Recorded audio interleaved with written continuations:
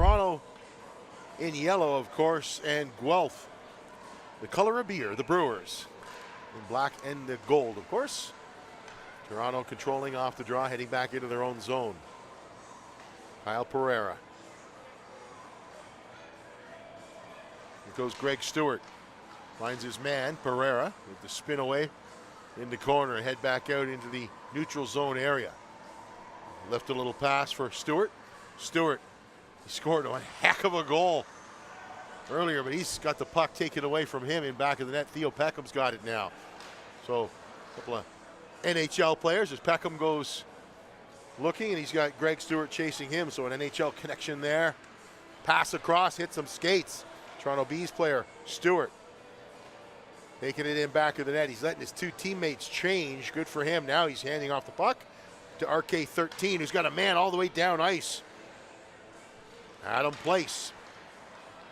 That pass back to Quinn he had to be careful. Quinn did. He's playing this in an open area there. He didn't have much he could do. He's got Ridge Garbett skating after it. Oh, it's played all the way back inside Guelph zone, and picking it up there is number 25 for the club. Here comes Brett McLean. Stopping up, spinning, and looking down Main Street. Quit! Oh, got a stick on the very skilled forward. You wonder maybe if that kind of helped him out. Get that shot off. Well, he got the shot off, but it also steered it towards the pipe. That one back against the grain on the backhand upstairs. Garbett had to reach out, settle it down. He plays it back. Kelly Jackson. Jackson plays across. Oh, return feed. That was Jackson. He could see that one. He knew what he was going to do with it. His celebration, everything. Denied. Oh, an absolute snipe of a goal, Greg Virgo. How do you like me now? Greg Virgo just torques this one past the glove of Andrew Loverock. Oh, yes, the stars did align for that one. Nice. Nice. Nicely done.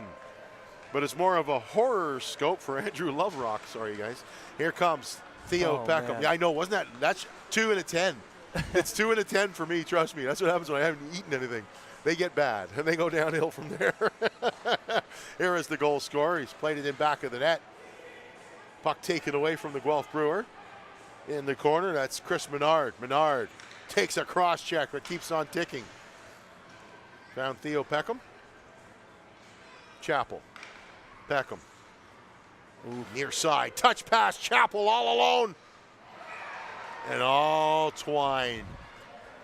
You can't give a skill player like Chris Chappell all that time and space. A defensive breakdown from the Bees. It looked like they had a good zone coverage there, but just a backdoor cut by Chappell gets in all alone, and the Brewers are up 2-0 here. That was a pretty seamless puck movement, though, wasn't it, really, to exploit the open areas? We've got it once again. McDermott. Having to skate into that one. McLean. Toronto's coming the other way, though. Pushing the puck forward. Good job. There's a 2-on-1 shaping up. Shot kicked aside by the netminder. Alex Dupuis. They're giving Peckham the first goal. I thought that was Greg Virgo. It was Greg Virgo. The refs must have saw number 4 and thought it was 24. 24, yeah. Or they're just intimidated by Peckham. I don't doubt that for a second. There's an opportunity there. It's turned aside, but Toronto on the doorstep, unable to cash. Greg Stewart couldn't get the handle on it. Here comes number 13 with some speed, Miles McLean. He gets a second look at the net. Maybe a third if he plays his cards right. Quick pass up, Garbett. Oh, had to be careful, had a man closing on him. Here's a 2-on-1. Oh, a quick clapper. He had to reach behind him. He almost had to go behind him, a postal code, to get that shot off, but he still steered it towards the net. Good look. A great look there.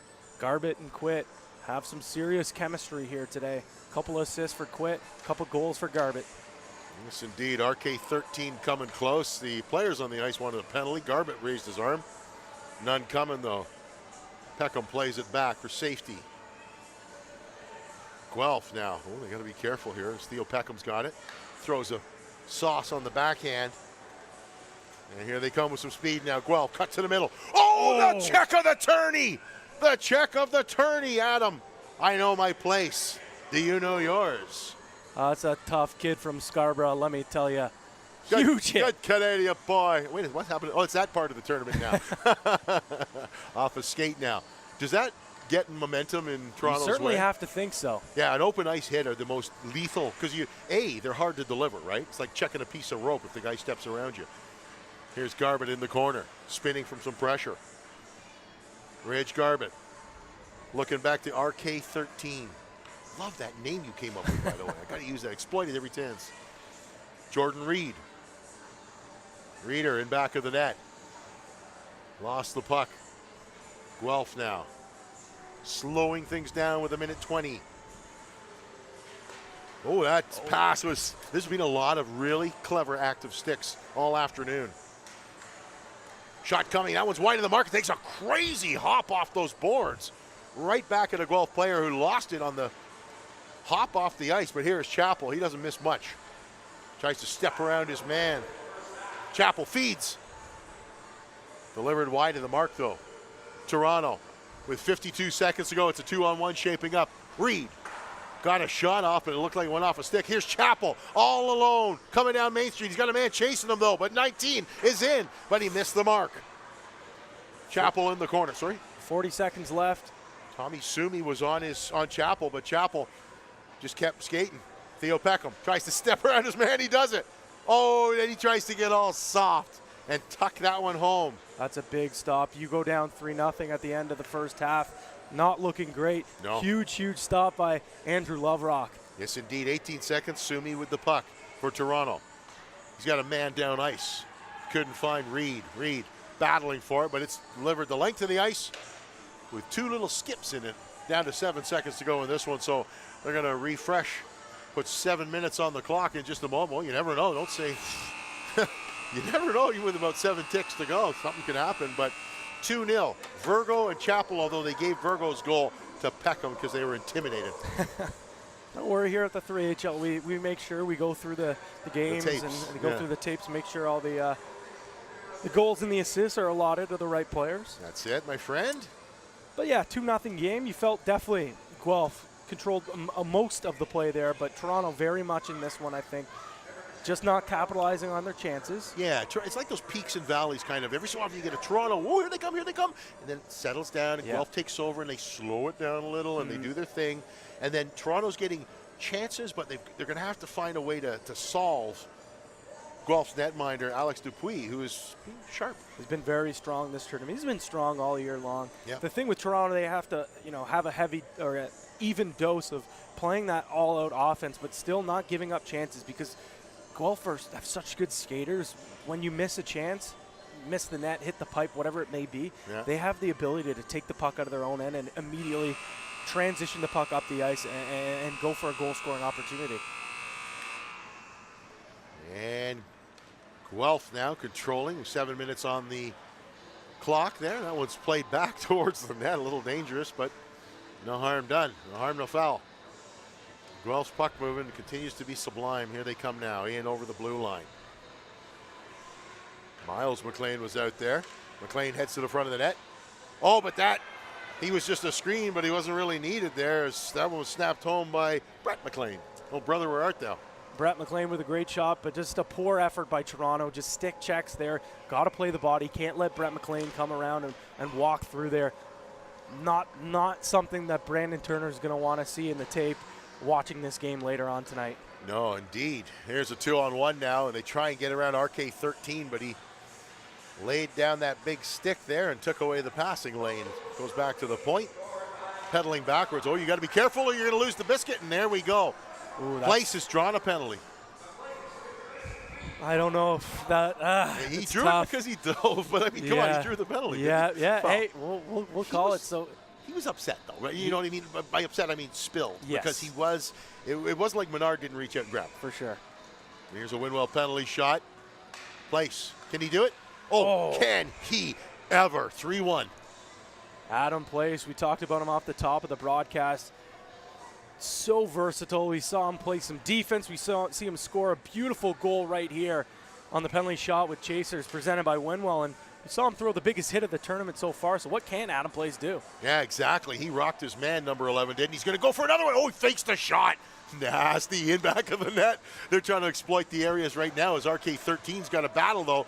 He kind of got interfered with, and here's a clean-cut breakaway. Guelph up by 2. Timely stop there by the netminder, Andrew Loverock, and here they come the other way, Toronto. RK13 with it. Rob quit. Whoa, nearly danced into his own man, and they had to be careful. Oh, these can lead to goals, though. Ridge Garbutt's got Reed in front. Shot on the doorstep, in back of the net now. Reed's got it. Reed taking a look. Centering pass, and that gets gobbled up by Alex Dupuis, but Toronto buzzing around the net. I mean, that's obviously their bees, but I meant they really were buzzing around the net. Oh, no, they are buzzing. That's the hashtag the boys like to use. Nice. They're buzzing right now, but they need some offense to start buzzing. Just 1 goal on the clock. 4 minutes and 30 seconds left. They need 2 more.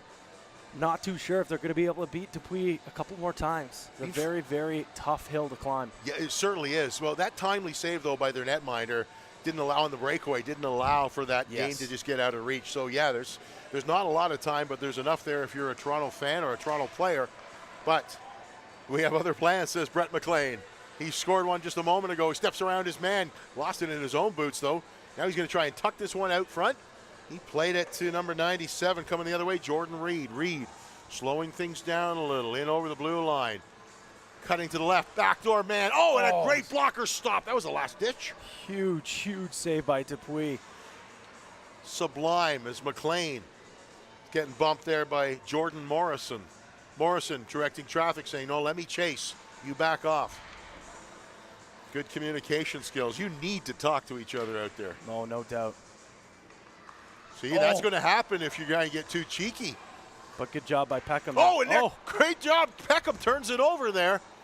And he doesn't commit too much there. That one goes off a skate, though. It's Greg Stewart.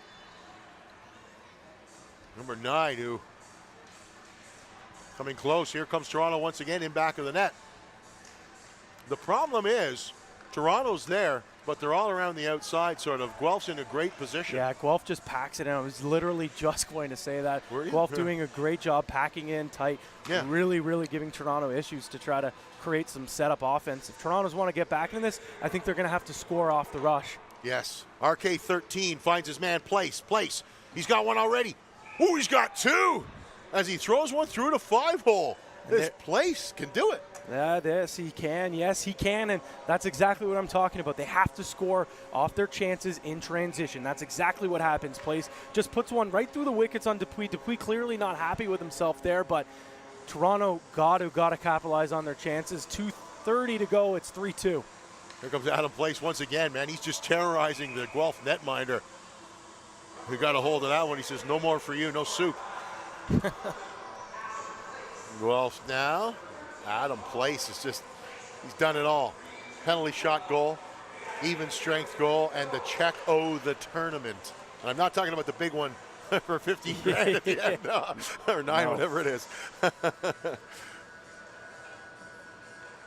Could be up there with one of the hits of the year that we've seen so far. I think so. That really was, because there was one delivered in Collingwood, but I think the player wasn't aware it was coming, sort of. So it was a bit more of a coming out of the ether. Whereas if you're coming down Main Street and you're heading towards the net, you try and step around a man and he catches you with a shoulder like Place did, that's just a brilliant, brilliant bit of hockey defending. How do you separate a man from the puck? With the body. Back to the point it goes. The Bees looking. That one steered aside. On the doorstep was Ridge Garbutt. He takes a swipe at it. They both go into the Zamboni doors. Stick's getting up a little there, but not too high. Rimmed around the boards near side and then chopped the length of the ice there as Guelph wants a change. And that's the beauty of the 3HL. If you need a change, just get rid of it and from your own end. No icing. Don't have to worry about that. Or you can leave a guy down behind a cherry picker down ice, and they find him. It's Reed finding the trailer, RK13, who puts that one towards the net. The net is empty with 59 seconds to go. Now that's more of a empty net time. That's when you pull the goalie. That's what I'm trying to say. To the side of the net. Out front, on the doorstep. They took it just wide. Just wide. That was the game right there. It was tied. And this one skips on Reed with 45 seconds to go. Tipped out on the way through. Jam play at the side. Turned aside once again. 40 seconds. 4 Bs with 40 seconds to go. Here's the one-timer. What a great shot by RK. Even better stop by the netminder Dupuis. Back just over center. That's Reed. Stop the clock. They got it. Oh, they did. Yeah, they did. A was like a second off, though. Oh, just as I looked up, I saw it stop. That's why I'm like, oh, no, they're on the ball. Okay. Alex Dupuis standing on his head. Wow. That one at the open net, though, it just got tucked wide. Oh, that could have been the game right there, and it's 18 seconds to go, maybe the game, as the player goes down for Toronto.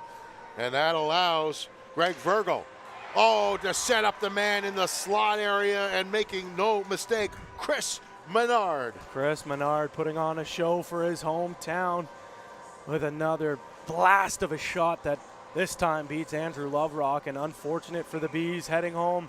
So many chances with the empty net, but just not able to cash in. That game was headed to overtime with that open net there earlier when they just couldn't find the twine. The door was open. The welcome mat was there. They just tucked it wide. So the Bees fall short. So it's going to be Guelph and Hamilton battling it out. That should be an absolute doozy, of a barn burner, if you will. Yeah, it's going to be a great one. This one was also a big game for Guelph, as now they end up winning this tournament. Not only will they pass Newmarket and Toronto for the money lead, but they'll also improve their winning percentage, which will put them in second place overall in the standings. That's, of course, if they do beat Hamilton here. I think they would tie up the Toronto Bees with that record. Or actually, no, it would be 3 losses, so they would be just behind Toronto. So yeah, if they get a win here, it's big for them, and big for number 9, a local boy just down the highway, Brett McLean, and it looks like he is going to talk to Sam McDade, who's down on ice level. Sam, take it away. Standing alongside Brett McLean of the Guelph Brewers. Brett, another win for the Guelph Brewers. You guys are headed to the finals with a little bit of help from you. So 3 goals in this tournament so far, and 1 in the game that was just played. What's working for you on the ice here in Owen Sound? I think I'm lucky to play with the players I do, and they've been getting me the puck, but I feel pretty good today. So capitalizing on my chances. I wasn't doing that in Oshawa, so far I have a good day. You guys are going on now to face the Hamilton Tigers, and you guys have met a couple times, and they've won a couple tournaments. You guys have won tournaments. So what do you think is going to happen here, and what's the game plan going into the finals? Well, both teams have short benches, so I'm trying to keep it simple, capitalize on our chances like we've been doing so far today, and just going to keep going with what we're doing. Do you feel that you're better with a shorter bench, or would you rather have the consistency of what you guys have been doing with the 3 line? So far, so good. We'll see how this one goes. It's good in a way. We get on the ice more with better feel for the puck, but hopefully we have some legs left for this one. Thanks, Brett. Best of luck in the final. Thank you. Send it back upstairs to you, Pat and Anthony. Thank you very kindly. A terrific interview as always. So a terrific crowd here. You know what that reminds me of? I was thinking we should get some onion rings. We'd have to take a break to do that. So yes. I'm gonna go out there on a limb and say we'll be back with the final game. Oh, this is a beauty from Owen Sound. Do not go anywhere, not even to get those onion rings, because we will have the final. It will be Hamilton and Guelph when we return after this.